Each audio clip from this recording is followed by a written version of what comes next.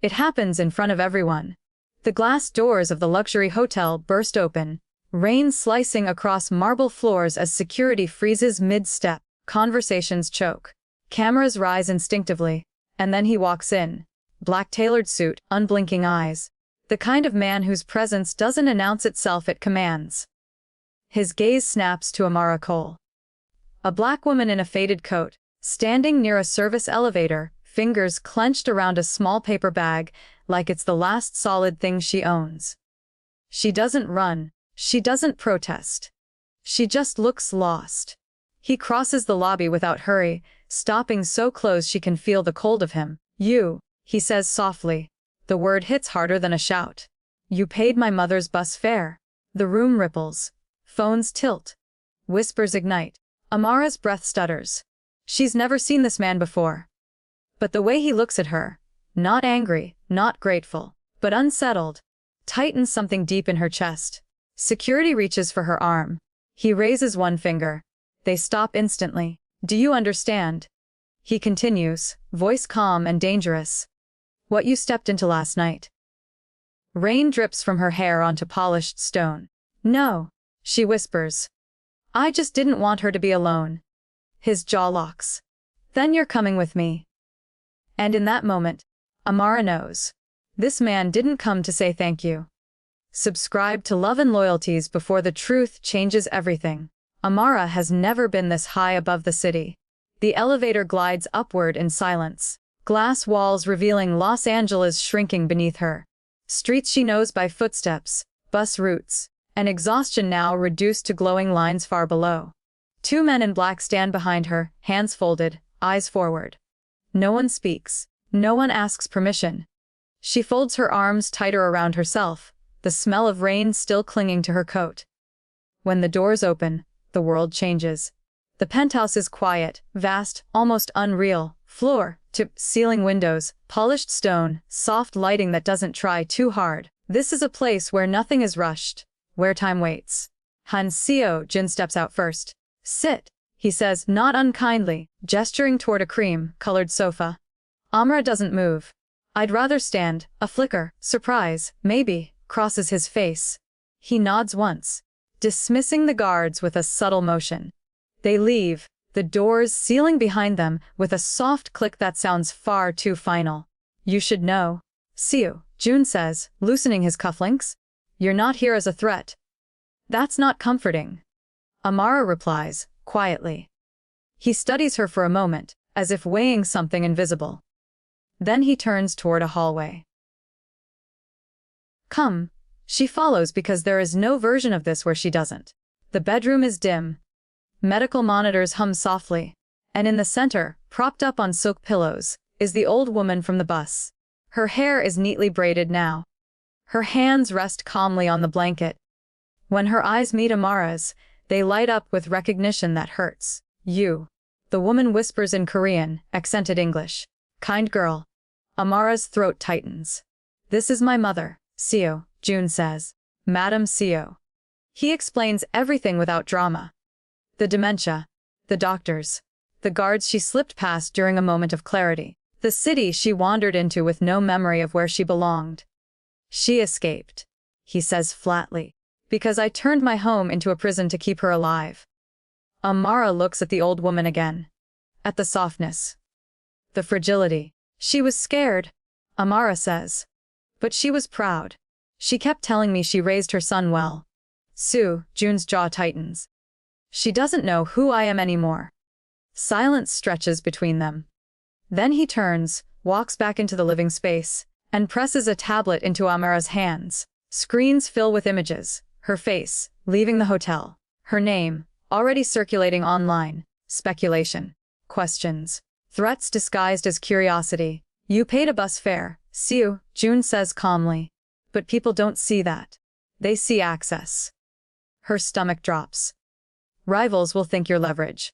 Paparazzi will think you're a story. And some men," his eyes darken, "will think you're careless." "So what?" Amara asks, forcing steadiness. "You brought me here to scare me." "No," he says. "I brought you here to offer you safety." He slides a folder across the table. Inside, numbers that make her dizzy. Money for her mother's care. A new apartment. A car. Security. And silence. He adds. Her fingers tremble as she closes the folder. I didn't do this for money. I know, Seo, June says. That's why this is dangerous. She meets his gaze. You can't buy what I did. A long pause. Then, unexpectedly, he smiles. Thin, almost sad. I don't want to. He moves closer. Not invading, but undeniable. I want to contain it. Amara's chest tightens. Contain me. Protect you. He corrects. From the world you just brushed against. And what do you want in return? She asks. His answer is immediate. Control. The word lands heavy.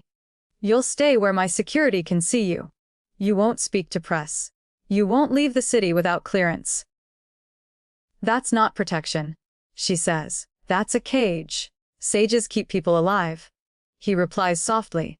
She steps back. My whole life, Amara says, voice breaking but unbowed, has been about surviving without owning anyone's blood. I won't start now. So. June watches her the way storms watch the shore. Quiet, inevitable. You misunderstand, he says. This isn't a negotiation. Her heart pounds. What if I say no? He walks to the window, looking down at the city she knows too well. Then I can't see you, he says evenly. And what I can't see, I can't protect. He turns back. So choose carefully. The room feels smaller, tighter. Stay where I can see you. Hansio, June says, voice calm and terrifying, or disappear. And Amara realizes. Kindness may have cost her everything. Amara learns quickly that Hansio, June's world, is not loud.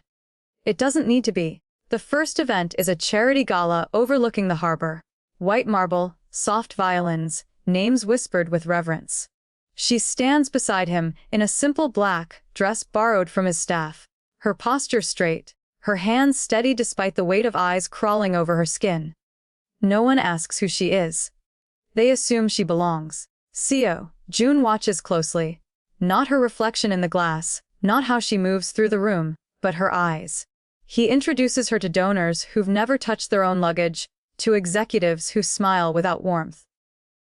Checks are written. Photos are taken. Applause blooms. Amara nods politely, says thank you. Asks nothing. When a woman in diamonds leans in and murmurs, you must feel very lucky. Amara only smiles. I feel very present, she replies. Sue, June's gaze flickers. Later, in the car, he breaks the silence. You weren't impressed. She looks out the window. Should I have been? Most people would have said yes. Or lied. He studies her profile. Most people pretend. I'm tired of pretending, she says. It costs too much. That night, she eats dinner with Madame Seo. The old woman forgets her name twice. Remembers her kindness once. Amara doesn't correct her. She listens instead, holds her hand, laughs gently when Madame Seo insists she once danced on rooftops in Seoul. Seo, June watches from the doorway. No guards. No assistants. Just him. You don't flinch, he says later, pouring tea. Why would I? Amara asks. People leave, he says. When they realize this doesn't get better. Amara meets his eyes. My mother doesn't get better either. The words hang between them. Raw, unpolished. Something shifts. The next day is a boardroom. Glass walls. Men in suits. Decisions that move markets with a sentence. Amara sits beside Seo, June silent, invisible by design. Until he asks her opinion. Cole, he says casually, what do you think? Every head turns. She feels the trap. The test. She doesn't hedge. I think, she says evenly. You're about to fire a man who's afraid, not incompetent. And the people around this table are too comfortable to notice the difference. The room freezes. Seo. June doesn't react. Then, slowly, he smiles. Afterward, in the hallway, he steps closer than necessary. You embarrass powerful people, he says. You asked, she replies. Yes, he says. I did. That night, rain taps against the windows of the penthouse. The city hums below like a living thing. Amara stands at the glass, wrapped in one of Seo, June's coats. Too large, too warm. You never touch me, she says suddenly. He leans against the wall, arms crossed. You notice everything. Is that another test? No. He replies. It's restraint. She turns.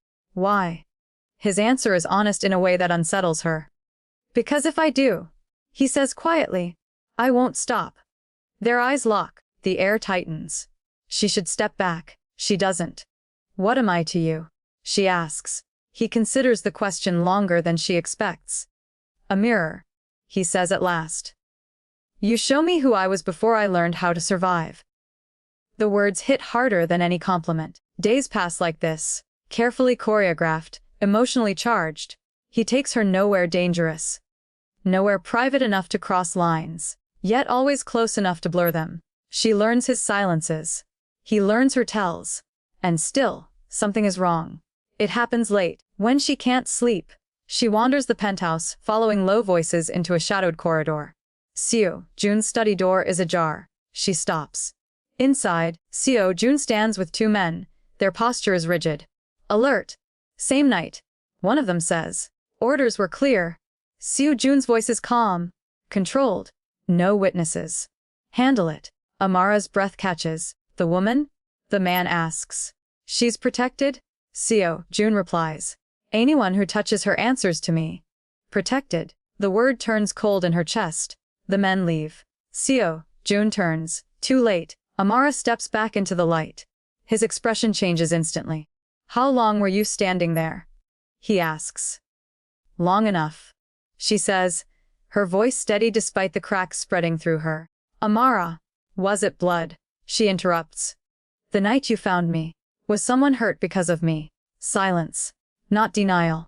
Not explanation. Silence. Her heart sinks.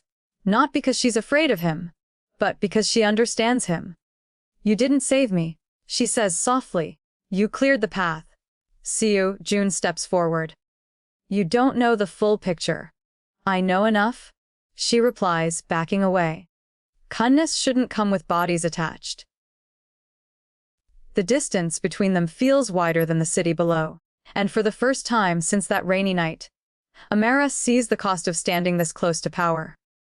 Seo Jun doesn't deny it. That's what hurts the most. He closes the study door himself, slow and deliberate, as if sealing them inside a truth that can no longer be avoided. The city glows behind him. Cold, distant, uncaring. Sit, he says. Amara doesn't. You heard enough, he continues, voice even. But not everything. I don't want the rest, she replies. Her hands are shaking now, and she hates that he can see it. I don't want to understand something I shouldn't have to forgive. He looks at her for a long moment. Then he nods. Good, he says quietly. Then don't forgive it. Just see it. He taps a code into the wall panel. A hidden screen slides open. What appears isn't a movie. It's a ledger. Names, dates, transactions disguised as charity, shipping routes marked in red, security footage, grainy, brutal, unedited. Amara's breath shortens. Men being dragged into rooms that never show exits. Gunfire echoing in concrete halls. Orders signed with Seo Jun's name. He doesn't flinch. This is the cost, he says, of keeping threats away from you. Away from my mother. Away from everything I can't afford to lose. Her knees weaken. You did this for me, she whispers. For control, he corrects. You were the variable. She presses her palms against the table, grounding herself. I didn't ask for this. No, he agrees. You never ask for anything. That's when the anger finally breaks through the shock. You turn my kindness into a reason to kill people. She says, voice rising. Do you understand what that makes me? It makes you alive. He snaps back, then stops himself. Silence crashes between them. He exhales slowly, the first crack in his composure. My mother once asked me the same thing, he says. At her look, he continues. It was years ago. Before the dementia took her memory but not her fear. The room fades as his voice pulls her into the past. Madame Seo sits at a long table, hands folded, eyes sharp then. Not fragile, not lost. You don't come home anymore, she tells her son.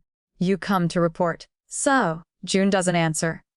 She reaches for his wrist, gripping it tightly. I didn't raise you to be feared, she says. I raised you to be good. He pulls his hand away. Good men don't survive, he replies. She stands, slaps him. Hard. You think survival is living, she demands, tears in her eyes. Look at you. You're breathing, but you're already gone. She sinks back into her chair, defeated. Promise me, she whispers. Promise you won't become a monster in my name. He doesn't promise. The memory ends. Amara's face is wet. She doesn't remember when she started crying. She begged you. Amara says. And you still chose this. I chose to keep her alive. Seo, June says. I chose to carry the weight so she wouldn't have to. That's not love. Amara says, stepping back. That's possession. He stiffens. You think I don't know what I am? He asks. You think I sleep at night pretending this is clean? Then why bring me into it? She demands. Why let me stand beside you while this was happening? Because, he says quietly, you made me remember what it felt like before blood solved everything. Her chest aches.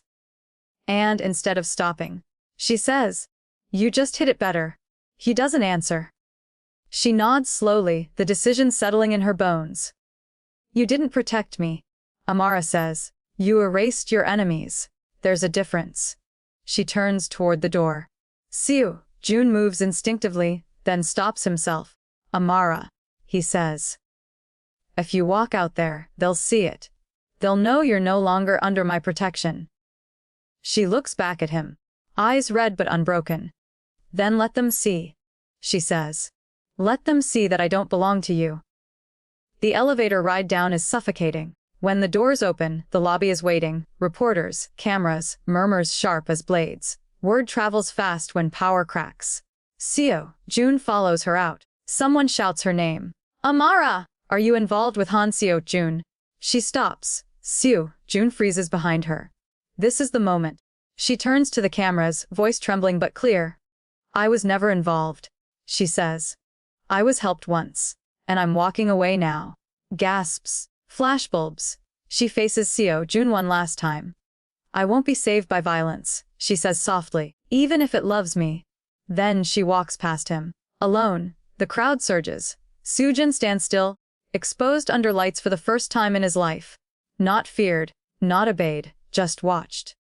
And for the first time since he became untouchable, he has nothing left to hide behind. Seo, June does not sleep the night Amara leaves. For the first time in years, no one brings him reports. No one waits for orders. The penthouse feels hollow, stripped of the quiet presence that once softened its edges. By morning, he makes his decision. It starts small, but public. He cancels contracts, freezes shipments, shuts down routes that have kept enemies at bay and allies rich. His inner circle pushes back, voices tight with warning. You'll look weak, one says. I am weak. Seo, June replies. That's the point. They stare at him like he's lost his mind. He fires two men who have never been fired in their lives. Then he calls a press conference. Amara finds out the same way the rest of the city does. Through a news alert flashing across the diner's old television. She's mid-shift, hands submerged in dishwater, when Seo Jun's face fills the screen. No shadows, no tinted glass, no guards in frame, just him. Seo Jun has announced a full internal audit of Seo Jun Group. The anchor says, barely masking shock. Including cooperation with federal authorities. Amara's chest tightens. This isn't protection. This is exposure. 2 nights later, it becomes dangerous. She senses it before she sees it. The way the street feels wrong. Too quiet. A car idling too long. Her phone buzzing with a blocked number that hangs up when she answers. She turns a corner. And the man steps out. You made someone very angry, he says casually, hand in his jacket. Amara doesn't scream. She thinks of her mother, of buses, of rain. Then headlights blaze. A car screeches to a stop between them. Doors open. But this time there are no guns drawn in shadow. No silencers. No disappearing acts. Police lights flood the street. Seo Jun steps out into full view, hands visible, voice clear. Officer, he says, that man works for me. The world seems to pause. I ordered him to follow her. Seo, June continues. And I'm here to take responsibility. Amara stares at him. What are you doing? She whispers. He meets her eyes. Not pleading, not commanding. Ending it, he says. The arrest is clean. Documented, witnessed, daylight.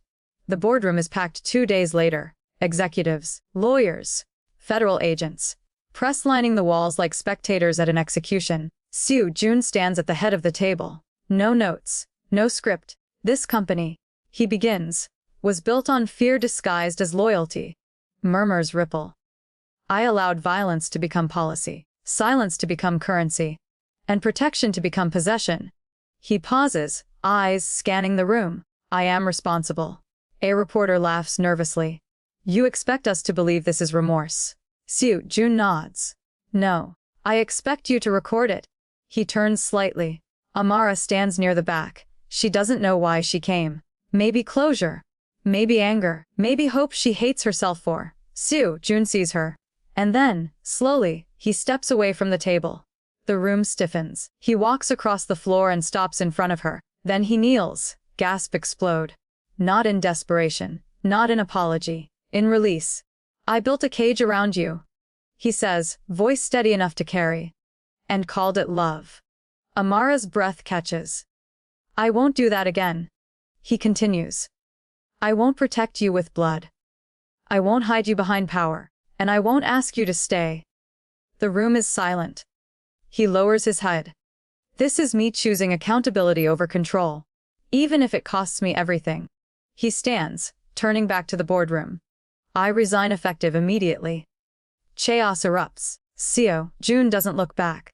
Outside, the air feels different, lighter, uncertain. Amara steps closer.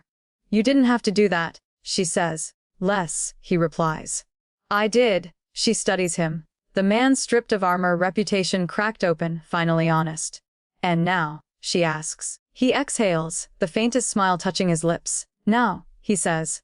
You choose. No guards, no deals, no threats.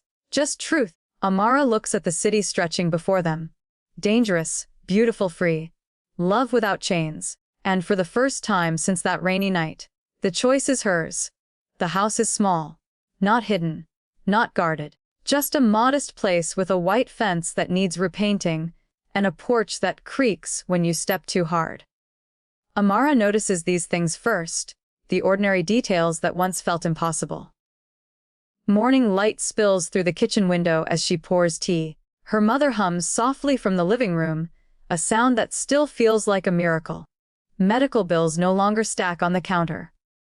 Care is scheduled, stable, honest, earned. Outside, Seo Jun kneels in the dirt, struggling with a rosebush that refuses to cooperate. You're doing it wrong, Amara calls. He looks up, dirt on his hands, sunlight on his face. No suit, no shadow. Then show me, he says. She does. Inside the house, Madame Seo sits by the window, eyes clear today. These moments come and go now. Clarity like borrowed time. She watches them in the yard and smiles. He listens. She says softly. That's new. Amara smiles back. Life is quieter now. Not safer in the way power once promised, but safer in the way truth does. No men waiting outside. No commands whispered in corners. Just routines. Choices. Space to breathe. Some nights, fear still visits. History doesn't disappear. But it no longer rules the room. Seo Jun doesn't lead anymore. He contributes. He volunteers. He testifies when asked. Some doors stay closed to him forever, and he accepts that. Love, Amara learned, isn't proven by how much someone is willing to destroy for you. It's proven by what they're willing to stop. In the evenings, they sit on the porch, watching the sky dim. Sometimes they talk about the past. Sometimes they don't. Nothing is owned. Nothing is enforced. Everything is chosen. Amara rests her head on his shoulder. Not because she needs protection, but because she wants closeness. And that makes all the difference. If this story touched your heart, subscribe to Love and Loyalties and comment which couple you want next.